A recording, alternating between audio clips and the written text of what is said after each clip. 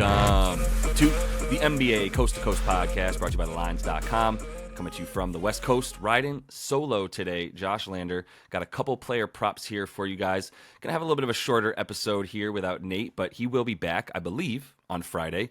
Either way, he'll also be back for the NFL Coast to Coast podcast. So you get those NFL player props from Nate and myself for week 16. So make sure you are subscribed to that page. Also like this video if you would. Continue to follow along. Also have a best bets video up. Got a couple more bets in there for myself.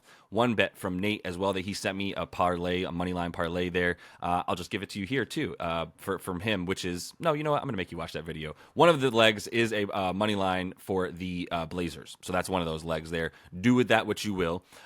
Like I said, continue to follow along. Also head to thelines.com. Use everything we're putting up on the site right now. Help you getting those bets out. Also, specifically, I should say, the prop finder tool that we have up there, so you can make sure you're getting the best juice from all of these books, giving you bets on these playa props that we're bringing you here. I'm going to go ahead and get into a couple of them here and get right out and let you guys get to those books and make your bets. First one I'm going to do here is an under for Alex Caruso. 7.5 rebounds and assists for Caruso, going under that number. And there's a couple of reasons. I mean, he's done this as of late. He's gotten a few more assists than I would say, he should have basically been expected to get.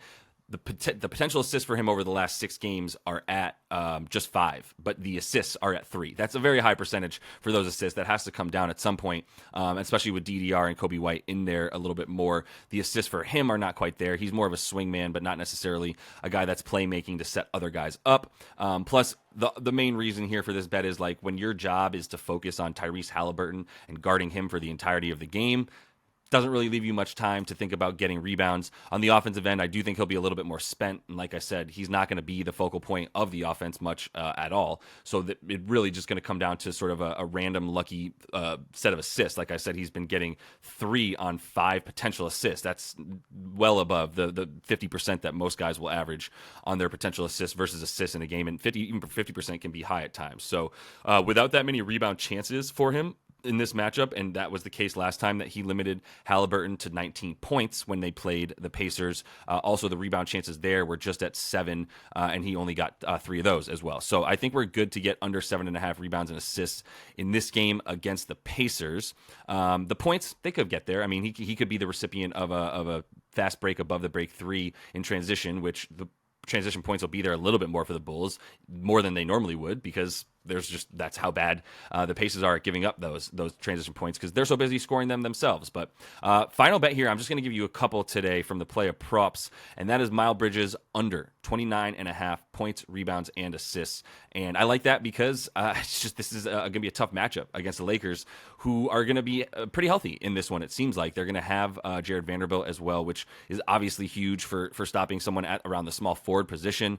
You look at where Miles Bridges is scoring his points on the season, and he's doing a lot of driving to the rim, trying to score a bit more inside, and that's going to be a huge problem when you're going up against the Lakers and their interior defense, which has been awesome. I do want AD to play, but he and LeBron are questionable every game, so why am I really going to worry about him not playing in this one when I do think that there's incentive, when you're taking on at least you want to get the Hornets out of the way and not give anything up at home, which they've been feisty, more so at home than on the road, and they're going to be missing a lot of guys. But this is still probably a good spot for us to go ahead, basically just feel good about this bet, because of the fact that even if he's in there for this game, it's probably going to be a blowout, right? That's the injury report with so many guys out on Charlotte is something I'm actually using in my favor from the standpoint that I don't think this game is going to be very close by the third quarter.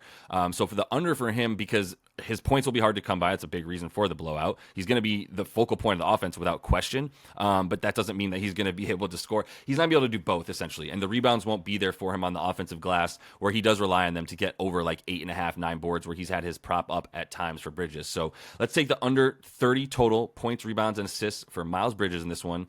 And that is all the time I have for you guys. Continue to follow along. Like I said, Nate should be back tomorrow. Either way, we'll have another video with best bets and play up props up for you. So 2 of them. So continue to track those with us. And until we see you next, happy betting.